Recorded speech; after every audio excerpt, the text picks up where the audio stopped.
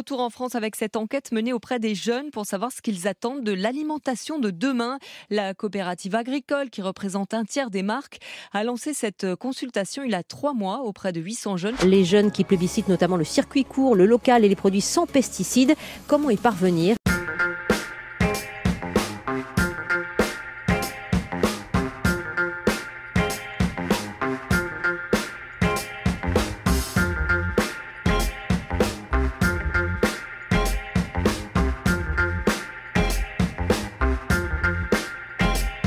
Bien manger en France et dans le monde, c'est manger les 5 fruits et légumes par jour. Tout ce qui est un peu dit souvent à la télé, en fait, on le respecte pas souvent. On prend ce qu'il y a dans le frigo, quoi. Un produit qui est à 2 € et à côté qui est à 50 centimes, j'ai pas d'autre choix que de me poser des questions et de me dire comment ils ont fait pour réduire les coûts, pour me vendre ça à ce prix-là.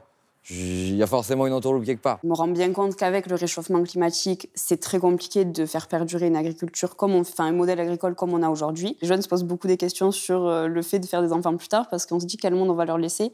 Est-ce qu'on sera capable de les nourrir dans 30 ans, 50 ans? On ne sait pas. Dans la période d'après-guerre, on a demandé à nos générations antérieures de produire en quantité. Et maintenant, nous les jeunes, on se rend compte qu'il y a eu quelques aberrations qui ont eu lieu. Peut-être remanier la manière de travailler d'aujourd'hui. On est parti sur des gros outils. Donc du coup, comment faire le retour en arrière? Maintenant qu'on a investi sur des grosses industries, il faut faire du gros volume pour être rentable, quoi. J'ai bossé dans la restauration et en parlant de l'alimentation, j'ai vu beaucoup de choses changer. Changer de texture, de goût, que ce soit les légumes, avec tous ces produits chimiques qu'on leur balance. Aujourd'hui, quand on va dans un supermarché, on trouve 80% de produits transformés. Pour moi, c'est le consommateur qui a décidé qu'on mange mal aujourd'hui. Enfin, moi, je suis le premier, on est tous pareils. On veut le dernier iPhone, mais on pense à notre alimentation après. On n'est pas tous là à vouloir acheter de la marque avant de pouvoir se nourrir. Ce midi, j'ai pas mangé. Il y a une question de temps, une question d'argent, toujours. Le métier d'agriculteur, c'est pas très valorisé et qu'il faudrait plus le rendre amusant ou avec une meilleure réputation. Un des grands soucis qui se posent aujourd'hui, c'est la mondialisation. Importer, à cause de la main-d'œuvre, revient moins cher que avoir de la production locale consommée sur place. En Europe, il existe des fonds d'aide pour les agriculteurs. Pourquoi on n'est pas en mesure d'avoir une production qui soit compétitive avec l'importation? On achète souvent des produits à ces producteurs au bon prix parce qu'on travaille en direct avec eux et on voit ces mêmes produits revendus par des distributeurs à des prix effarants et qui sont pas forcément justifiés. On devrait avoir une norme produit en fonction des qualités, d'élevage, de production. Pour changer, il faut des investissements.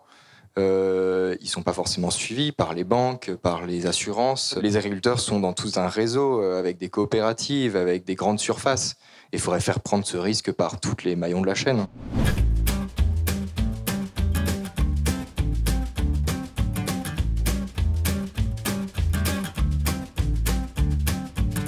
Il y avait des jeunes d'à peu près de tous les environs qui habitaient dans le milieu rural, dans le milieu urbain, dans les milieux dits un peu populaires. On voit qu'en fait, justement, la jeunesse s'interroge sur ces questions-là. C'est personnellement la première fois que j'assistais à ce genre de rencontres sans clash, sans buzz. Pouvoir s'exprimer et pas être jugé, c'est une bonne chose. Maintenant, à voir si toutes les démarches qui ont été faites vont se concrétiser à la fin. Je suis frappé d'observer qu'une grande partie de la jeunesse est particulièrement inquiète de ce qu'ils ressentent comme des excès d'une certaine agriculture industrielle. Peur que le système aille dans le mur et que nourrir les générations futures, et ça a été exprimé tout à l'heure, ne soit plus une évidence. Peur d'une fracture sociale dans l'accès à une alimentation saine et durable. Notre objectif, c'est bien, en nous appuyant sur ce que vous avez dit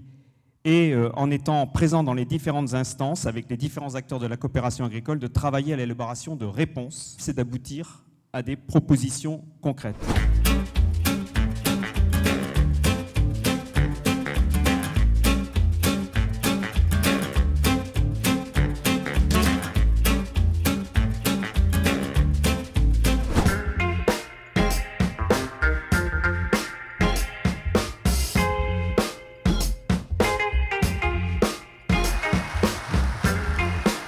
Qu'est-ce que vous avez retenu des débats auxquels vous avez participé? Au début, j'étais un petit peu réticent, parce que je me suis dit, on va écouter des jeunes de tout horizon.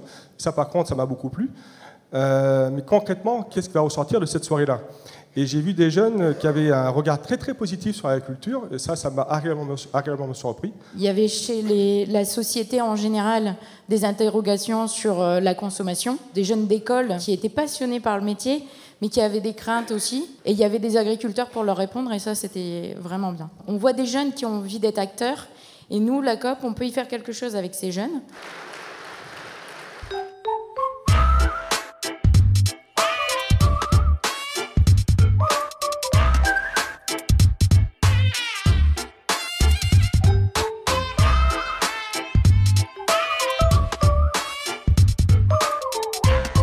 Ça s'est passé comment ces ateliers? Moi, dans mon groupe, ça s'est très bien passé. On vient de loin parfois, on a donné pas mal de temps. Et c'est vrai qu'on serait extrêmement content en tant que jeunes si jamais c'était réalisé. Une première proposition qui était faite, les trophées des territoires.